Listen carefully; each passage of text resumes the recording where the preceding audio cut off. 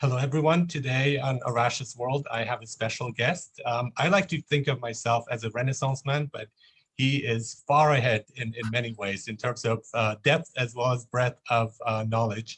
Welcome here, Dr. Neil Farber. He's a researcher, he's a medical specialist, he's also an author and professor, and many things more. So welcome to Arash's World. Thank you very much for having me. Great. Now, what I'd like to start off with is to just talk about you a bit. If you can just introduce yourself briefly, whatever way you like to introduce yourself with, and then we'll get started with many questions. And I'm very excited to talk to you about many things that will come up here in this session. Glad to. I grew up in a rural area in upstate New York. From a fairly young age, I knew I wanted to be a physician, and then because of an incident in high school, decided I really wanted to be an academic physician, so to teach and do research besides seeing patients. I went to college at Franklin and Marshall College in Lancaster, Pennsylvania, and graduated from medical school at the University of Pennsylvania in Philadelphia. I've been a general internist my whole life because of my interest in sort of interacting with patients and talking with patients on an extended basis. And most of it was on the East Coast, because that's where I'm originally from. But 14 years ago now, my wife and I moved to San Diego and have been enjoying that ever since. I retired 2 years ago from University of California, San Diego as professor of medicine there. And then just about 2 years ago, got the idea about writing the book, which I entitled Serendipity, Understanding Everyday Unexpected Events to Improve Your Life and Career. Yeah, thank you very much. So serendipity is something that is I've been fascinated with. It's happened to me, and I will talk about my experiences a bit later, but it's just amazing how it's there. And I love the title that you are connecting here, common with unexpected, every day with unexpected events. And that is happening throughout our lives in our everyday life. So how would you, just to start off here, how would you define serendipity? What is it in your view? Well, I mean, it was defined by Horace Walpole, who was an English author back in the 1700s. And it's based on a Persian tale of three princes who are on the island of Serendip, which is modern-day Ceylon, or now Sri Lanka. And every time they thought they needed something or had a wish for something, it appeared in front of them. And it's sort of the same thing. But there's a difference between luck and serendipity, a major difference. And that is that luck just happens to you. You don't have to be involved or do anything.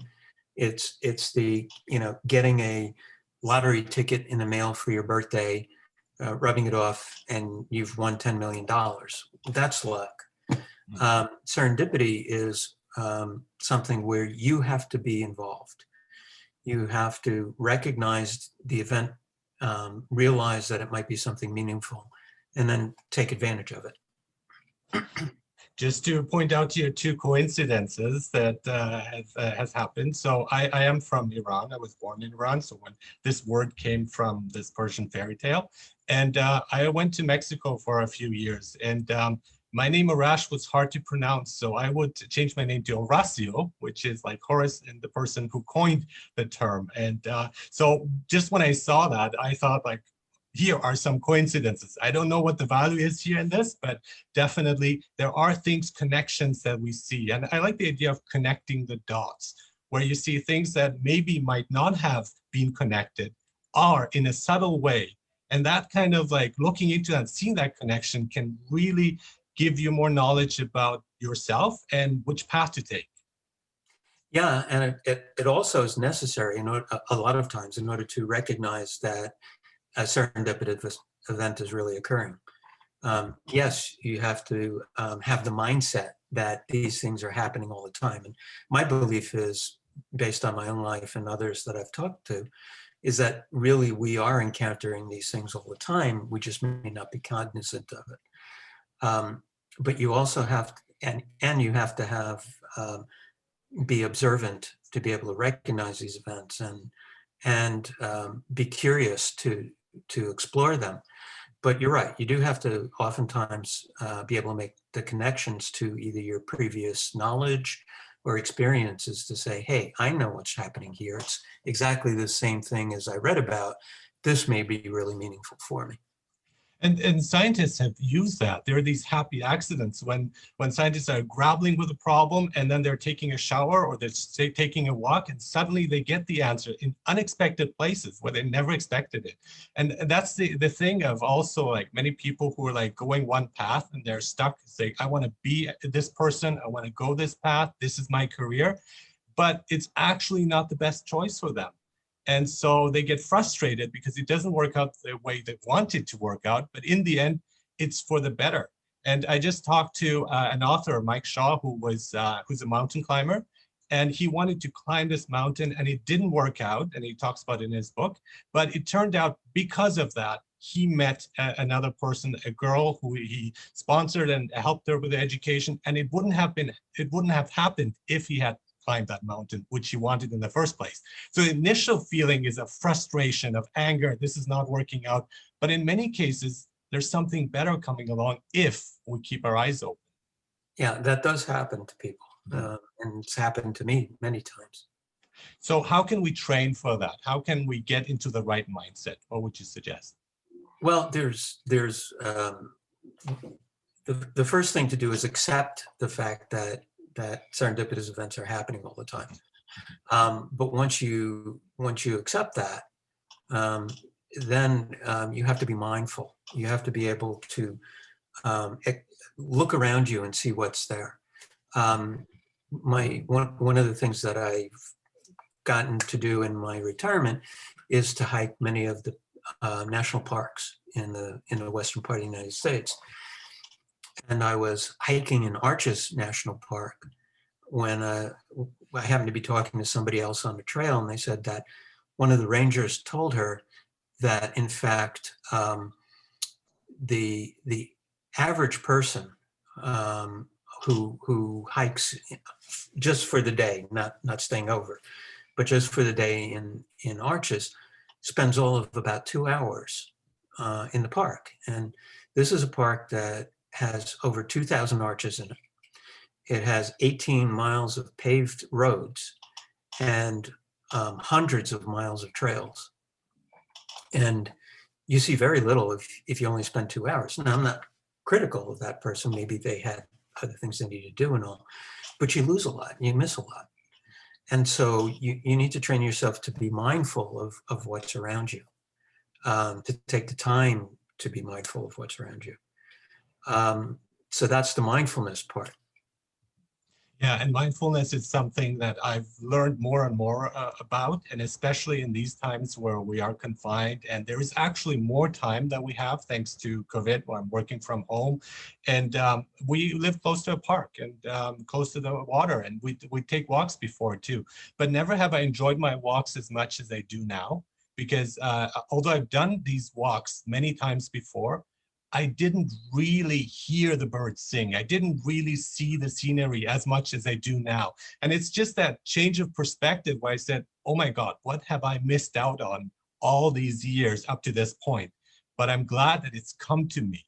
So what is it that we can do to get, I mean, I have different ideas about how one could reach mindfulness, but what would you suggest personally? Well, there have been a lot of books written about training yourself to be mindful. Mm-hmm. And I would suggest picking up one of those books and reading it in terms of the different exercises. One of the things we do, as an example, with our medical students who we try to train to be mindful, is we give them this exercise where we give them a raisin and tell them to put it in their mouth, but don't chew it. And explore the taste, the texture, the feel, the smell, everything about this little raisin in their mouth. And that gives them the idea about exploring more the nuances and the details of what's around you, trying to take in the details rather than the whole picture. I think in many ways it's connected to intuition and when we feel that something is right. But the problem is that we don't have that access much. And many times, and even with mindfulness, many people know what it is. Many people say they're practicing it, even though that may not be true, right? But it's that kind of connection of really connecting with your, what I would call the authentic self, where you know what is the correct path. You know that this is the right thing to do, even though it seems like the wrong choice. Like in terms of logic, it would be probably the worst thing you can do. But in many cases, and I found that in my personal experience as well, this was the absolute correct choice. I didn't see it at the moment. I saw it sometime after that. Have you gone through similar experiences as well? Sure, it's how I figured out I wanted to write the book. Okay. I've been an academic physician my whole life. I spent 40 years, as I said, seeing patients and teaching, but also doing research. I've published over 60 scientific medical articles in medical journals.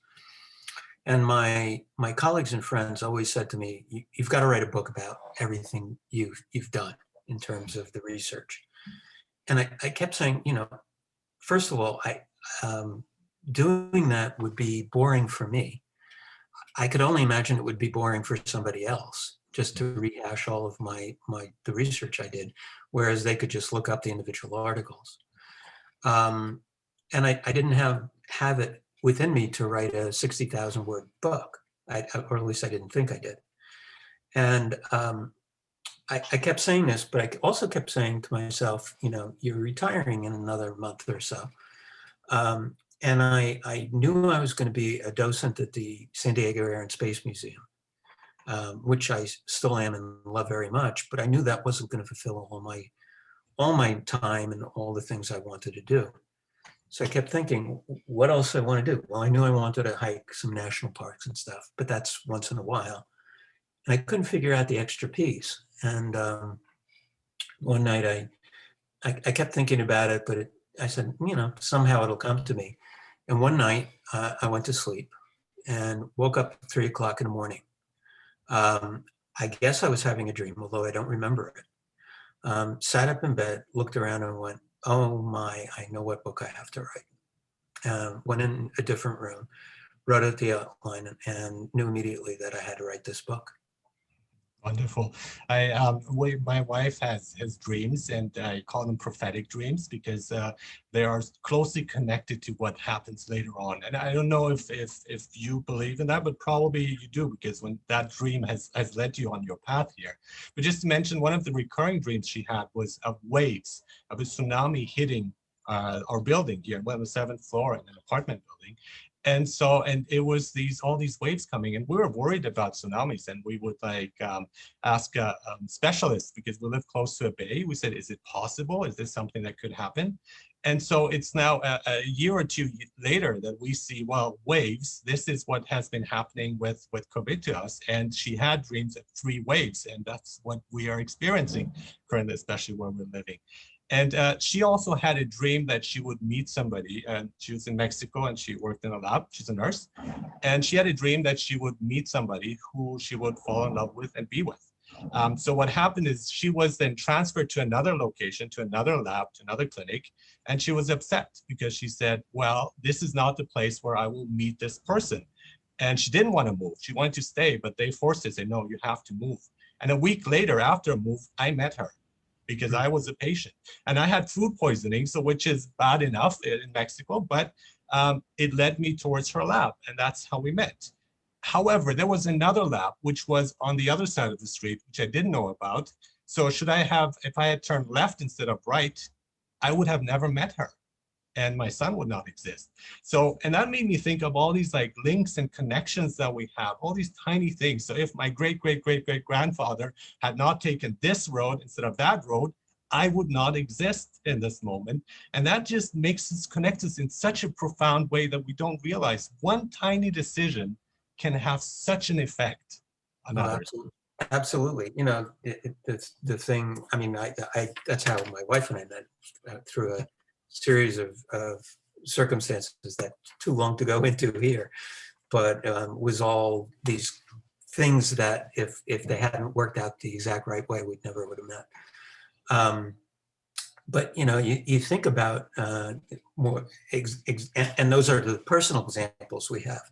But you think about the examples that would affect all of us if somebody hadn't been cognizant and realized what kinds of things were around them. For example, Alexander Fleming, when he discovered penicillin, it was by accident. Somebody had opened a window in he was experimenting with Staphylococcus, a bacteria that causes infections of the skin. And he wanted to see what the Staphylococcus did in open air. So he had them on Petri plates, but kept the lids off to see, just like on the skin. And he went away for a weekend, and somebody opened a window in his lab. And unfortunately, some mold blew in and landed on the plates. And he looked down, and when he came back, he looked down and said, they're all ruined. I'm going to have to start over. And started tossing plates. And then happened to realize that wherever there was mold growing, there was a little ring around the mold, a clear area. And that's what led him to be curious, to investigate, make connections, and realize that the mold was secreting something that was killing the bacteria, and it ended up being penicillin. If he had just kept on throwing out the dishes, we might not have ever developed penicillin, and millions more people would have died. Yes. No, that's a wonderful story, and to see that it's not just, again, our personal lives, it's also way beyond affecting millions of others, billions of others in that case, and a wonderful coincidence there. But and you mentioned luck. I mean, what the thing is with serendipity, I see one of the differences is with luck, it can become in good or bad forms, but serendipity is always leading us in the right way, in the correct way, in the best possible way that we can imagine. Would that be correct? Well, that's sort of what the take is on it. And generally, yes, it doesn't always become as fruitful as you would like. Mm-hmm. But it's always something that you think will be good, yes. Mm-hmm. Some years ago, there was a book, and I ended up watching the program called The Secret by Rhonda Byrne, I believe. And so the idea was, if you basically ask the universe for something and you believe in it, you will receive it. And it sounded like as completely unscientific as one can imagine. And I was immediately skeptical of that. However, I said, I want to give it a try, because I am open to different viewpoints and different practices. And I'm not just analytical. I love analyzing things. I love logic, but I'm open to another side as well. And I think the gut feeling and emotions and all that. So I said, I want to give this a try. And I had this one wish. I said, I'd like this wish to come true. And what happened is it did. But it's not just like wishing for, like, I want a car and I get it the next day. It's not that. It's you wish for it, you create this desire, you explicitly state it, you believe in it, you work hard for it, doesn't come for free, but then it will result. So what is your take on that? Because it's worked for me, and I don't know how and why, but it has. Yeah, I think that generally, if you wish for something and you really want it, and as you put it, you're working hard for it. You're dedicating yourself to that, and so it's going to happen because of the fact that you put the effort in. People have asked me, how is it that all these serendipitous events are occurring? What's your take on that? Why my next question, but yeah, why are these events happening? And they're different possibilities, and I think it's. I don't think I have an answer to that. I think everybody has their own answer and an individual belief.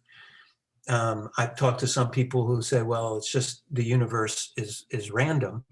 And because it's random, it has all these events that can occur because of its randomness. Others say, well, the universe has an order. And so these events happen because of this order of the universe. Other people say, well, there's some higher power that is leading us to these events. And I don't have an answer for that. But I think the important thing is, whatever your belief is, to recognize that these events are happening. And the best thing for not only yourself, but society as a whole is to be able to recognize them and do something with them to make them meaningful. Absolutely. But I think I get angry when people think it's random and it's uncontrolled, because like any place I look, whether like our existence, you change a tiny thing, you take away the oxygen and we wouldn't exist the way we are. So it's the perfect plan. It could have been an accident, sure, but it's like a very happy and immense accident. So that is more towards some sort of either plan or something that's structured. And when you look at the earth as well, when we look at our bodies, the way our bodies work, it's just absolutely perfect. So to say that it's all just random luck and happening, I cannot buy that. You know, I'm not saying that there's anything else, but it's that specific argument. I just shake my head. Yeah, and I've heard others say that too. I've heard even people who are cosmologists who study the origins of the universe say that without one certain uh, sort of constant called Planck's constant, the universe wouldn't exist. It'd all be just energy. So it had to be exactly the right number, and they refer to that as, this is, you know, an idea that there is some kind of higher power deciding all this. But whatever your belief is, it's certainly true that here that I should have turned on. That might make you see me better. So what I was saying is that basically, whether you believe it's random or whether you believe it's fate or something in the universe that makes us do this, I think the important thing is that many things are linked, and if you don't recognize and take advantage of these opportunities, you're not only cheating yourself, but you may be cheating society as a whole. Absolutely, yes, I love that. And for me, actually, in a way, I don't think they are coincidences, and that just might be me, but I believe these are certain signs given to us, and so it's basically trying to connect us with what's important, which is, again, what I would call our authentic self, not the self that we have that our parents think of us, that society thinks of us, but it's the perception of who we really are. So when you state something like as a child you wanted to become a physician, and that was something you wanted to do, and that's exactly it. You followed what your dream was, what your calling was, and now you have a slightly different path as well. At this point, I want to take it towards writing this book and sharing my experiences. I, as a child, always wanted to be a writer, but I didn't follow up on that because I ended up becoming an instructor of languages, because I love languages, which I enjoy too. But it's kind of like when we get sidetracked and we're maybe also afraid. And I think fear is something that stops us from seeing these signs that are out there, because we're afraid we're not good enough. It's not going to work out. We won't make enough money in that specific job or profession. Yeah, it can be fear. It also can be, you know, you get sort of comfortable in what you're doing, and it takes some courage to take a path that's different from what you expected or what the norm is. But sometimes that's necessary. It's absolutely necessary. One of the things that one of my other wishes was, and again, following with that secret, a couple of years ago, I was in a very bad shape in terms of my health. And so I had high blood pressure, diabetes type 2, I have sleep apnea and everything. And there's a number of different things that was happening. And I was obese actually. And so at one point, and on actually my son's birthday, I made a pledge and I said, you know what, I'm not going to continue with what I'm doing, and I will find a way out of this, and I want to be healthy, and I want to defeat all these things. Now, I've had a lot of improvement. My blood pressure is fine, and I still need some blood tests to do, but overall, I feel much, much happier, much better. And so, and this is against the advice of my physician, who would say like diabetes cannot be cured, and this is something chronic and you're stuck with. And I just could not buy that. And the idea of also when they say, okay, you need to lose weight, but I said, well, how? And I tried intermittent fasting, which for me worked wonders. But then I went to a diabetes class. They said, do not do that. It will cause harm. And I had the courage of doing it and risking it and using myself as an experiment. And I've never felt better than now. And so whether I will reach that, and that's one of my goals. And once I do, I want to write a book about that so others can get the insight and the experience that I've had. But when that happens, then that'll be wonderful. But even now, at this point, like I said, I walk out and I hear the birds. And I never did that before because I was trapped in my fears, in this ignorance that I had, in these wrong perceptions of myself and of others. And now I feel liberated in many ways. Yeah, and taking the time to be able to hear the birds, to be able to see the things around you is a remarkable thing. And we are driven in our society by just constantly working. And it seems like a badge of honor when I say I'm a workaholic. And when somebody says I'm a perfectionist, when somebody says that, I say, you have a serious problem. I don't see it as something commendable, but I used to be one of those people as well. I'm not saying that, I'm not judging them. I'm just saying that, you know what? This is not the right path. And now I've taken, I've said to myself, I will take Sundays off no matter what. You know, this is a day off that I have to be with my family. And now we found all these things. We play board games, we're together, and we take more walks. And it just improves your life so much more and your career, because I'm much better at my job now that I'm not afraid of making mistakes. It's just liberated me. And I'm so much, because I interact with people, I feel so much more at ease. I'm less stressed, and they feel it as well. Yeah. So it's a chain reaction. Yeah. That's absolutely true. One of the things I also read, I mean, I haven't read your articles, but I've noted you have a more patient-centered approach as well, a more like caring, humanistic way of dealing with patients. Can you comment a bit about that? What would you like to say about that? Sure. I mean, basically, my interest in being a physician was primarily to be able to talk with people. That's what I conceived of as being a physician. And I had many mentors during my career, both in medical school and residency and afterwards, who had similar types of orientation, and sort of was guided in that path because it appealed to me. By patient-centered approach, what we mean is, you know, a physician oftentimes will come in and say, why are you seeing me today? And they, you know, the immediate, and the patient will say, well, I have this stomach ache. Well, tell me where the stomach ache is, you know, and then go through a whole list of questions about the stomach ache. And so that the physician is directing the entire interview and the entire encounter. Instead, the approach that we take, and it's a number of us who are involved in the Academy of Communication and Healthcare, which is one of the organizations I belong to, is that you start by saying to the patient, you know, okay, what brings you in today?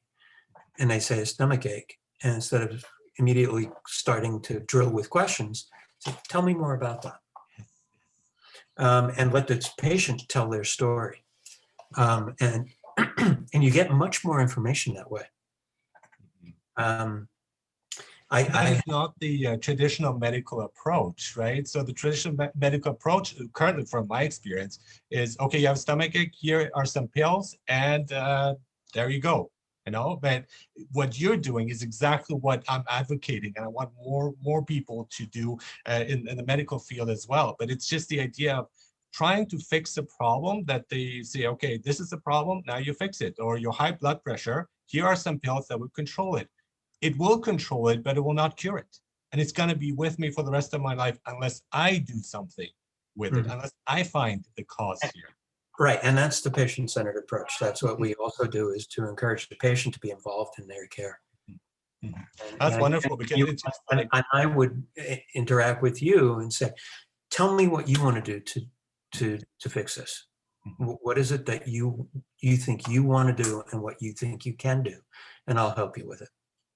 And one of the things is also limiting when they say, like, no, you cannot be cured, or you have no chance of getting better. And I generally go against that. I mean, I know that some cases seem hopeless, But as long as there's 1% chance, there is a chance. And I think that's something that should be encouraged by doctors. We're not going into fantasy. We're not going to say, oh, everything is fine. And although I like and appreciate positive thinking, I think it can lead you astray as well. I mean, it can be toxic too much positive thinking.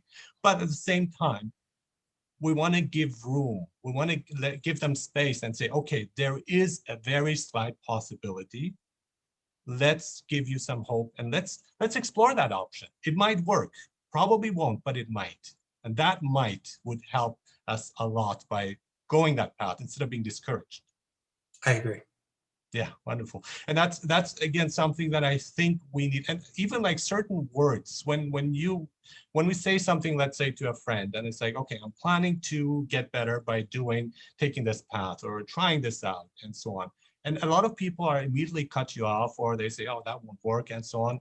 And it's kind of one way. If we want to support people, of course, if it's a wacky idea, well, we want to tell them it is wacky. But if it's something that's worthwhile pursuing, we want to give them the encouragement. And at the same time, we don't want to be discouraged by what other people say. And that's where we have this gut feeling, this intuition. And say, you know what? You believe that, but I believe otherwise. And I want to go my own path. I might be wrong, but I still want to explore this path. You know, in terms of giving patients hope and not turning them off, I fully agree with that. I've seen it firsthand. Just to share with you, my wife was diagnosed with brain cancer 24 years ago, and it was a type of tumor that sometimes responds to chemotherapy, and people can live 10 to 15 years or so. But others, it doesn't respond to chemotherapy, and when that happens, they usually live only about a year or two. So my wife went through the traditional therapy. After a few cycles of chemotherapy, the tumor grew. And we were told by the neurosurgeon that she had probably about a year or two left to live. Oh my God. It's 24 years later, she is still alive. Yes, that's wonderful. Yeah, and it's these kind of stories we need to hear, so people don't just kind of, because I think a lot of it is our will to live, a will to get better, a will to do good. It comes from an inner desire. And so when somebody who is an alcoholic or is a smoker and so on, and they don't have the will to stop, there's no way you can change them. But if they do have it, a lot of people can recover. And that includes also where you have terminal illnesses and so on, of fostering that, of not discouraging, of not cutting them off. And I talk about a lot of these kinds of experiences I've had. I think one of the things that's special about the book is there are a lot of books out there that are not too dissimilar, where somebody will, say, some advice or something like that. Not specifically serendipity, but giving advice about life and things. And they'll usually say either make up fictional characters, or they'll say, my cousin or something like that. And you wonder, how are they professing these things if they haven't had these same experiences? The experiences I detail in the book are all those that happened to me. Except for, I do use some of the historical examples to flesh it out. But all of the examples I talk about where I went through something are all true examples of things I encountered. And it's when you encounter it, when you go through this, and that's why I think I would at some point make a great advocate for this, because I am going through this and I can tell you what it feels like. And the same as when we have people who are giving advice to parents and they've never been parents themselves. And it's, you need that experience. Or somebody who had suffered, let's say, suffers from cancer and talks about it, I think it gives it so much more validity. But the problem is when you have somebody who studied the books, and I love studying, I am an academic myself, but it's not the full picture. And what you get is just a glance of it, a glimpse.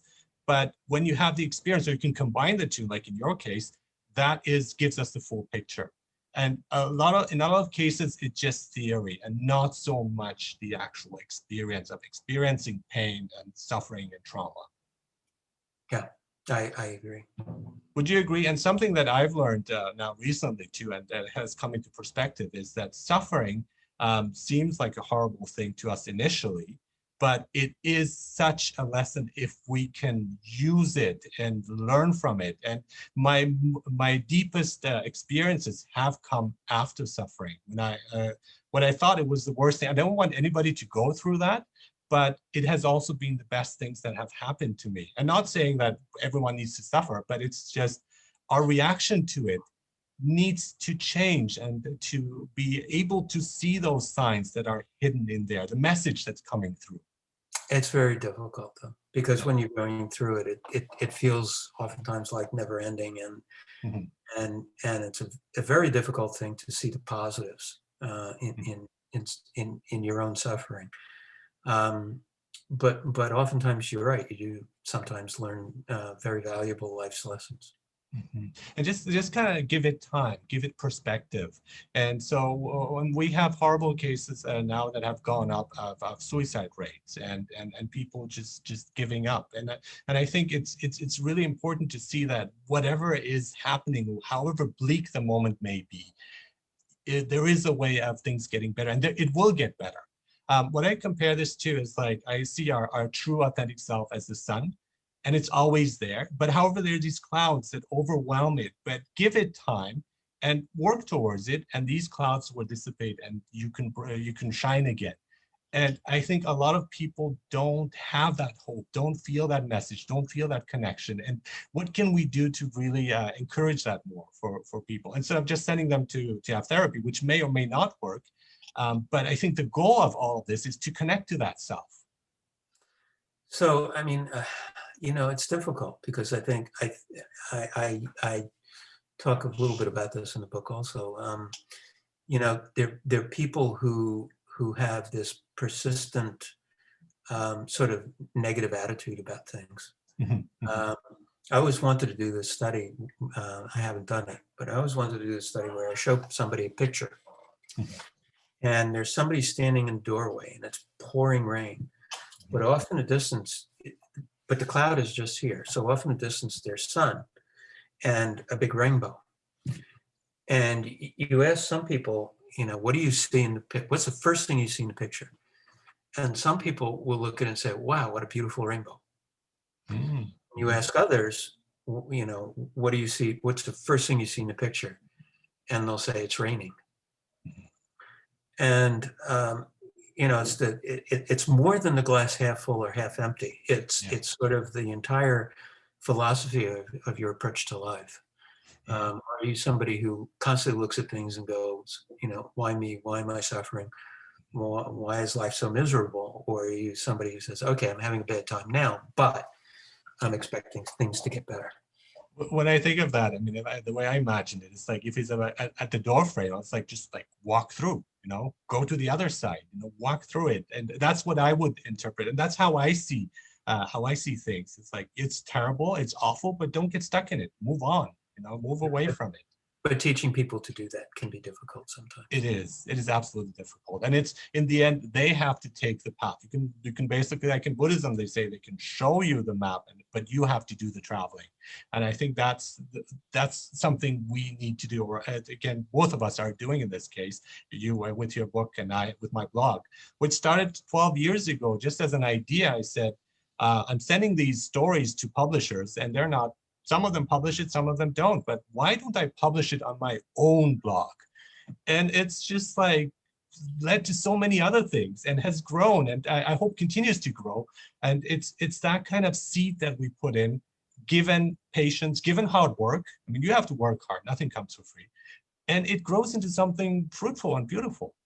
I sent my book initially to over 100 agents and over 100 Mhm, publishers, mhm, with no one being interested until finally I found Boyle and Dalton, who took a risk with me and mhm. said, this could be something really meaningful, and worked with me. And hopefully it is meaningful. Yes, And, yes, and no, so that's beautiful. eventually, sometimes it works out. I like the question why, because I love that question, but it also depends on how we're asking it. There's a question of like, say, why me? Why is this happening? And I'm suffering and so on. Or as in like curious, why is this happening? what is the purpose behind it? What's the meaning? What can I gain from it? And all my experiences, I try to go through that, to see through the filter of like, I might get an answer, I might not, but it's just that kind of quest where I put it into perspective. I try to give it meaning as well.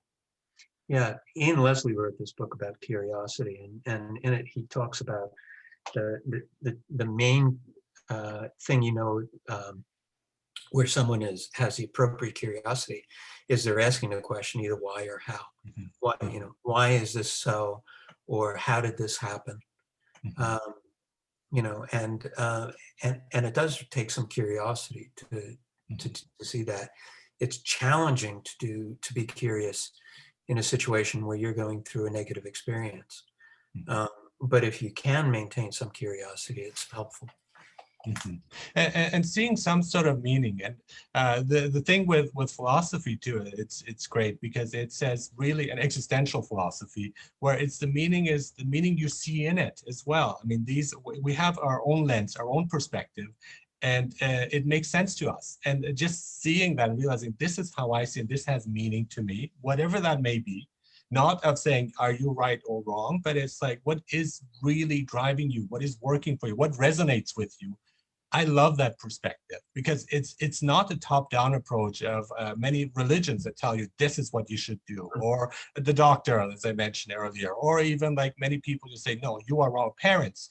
But working with that person, as an instructor, I've always loved the student-centered approach. And I was thinking about it for many years. When I was in university, this was not the case. Now people are saying, yes, you need to be interactive and so on. But even back then, I hated the idea of like, you're an empty vessel and we're going to fill you up. It's like, no, I'm not empty. I have a lot of stuff already in it, and I want you to appreciate it and work with it and work with me. And it's slowly, and this is the good thing, I think slowly things are changing for the better, even though it doesn't seem like it when we look outside and look at the world and everything that's happening, but I think it's going in the right direction. It's improving. Yeah, absolutely, especially in education, or at least medical education. I can tell you that that's definitely the case. Yeah, and that it's, I mean, I love also how you defined your desire to work with others, to talk to them. You're not just like analyzing here a specific virus or anything. You are really engaged in the human interaction with it. Not that there's nothing wrong with that approach as well. But I love that fact of like the approach is, what is the person feeling? And it's not just, again, a one-sided view, but it's a holistic, multi-dimensional approach, which I love, and which might explain why I would consider you a great Renaissance man, of like a person with different hats that you can put on at any time. Well, I don't know if I'm a Renaissance man, but I do have a lot of interests, which is kind of fun. And I do find it fun. And you do explore them, which is, I mean, others would just say, okay, well, I don't have the time, or no, not now, but you give it time to grow, and I commend that. That's wonderful. I think that's important, and it's important for the individual because of the fact that you're developing yourself as an individual when you do that.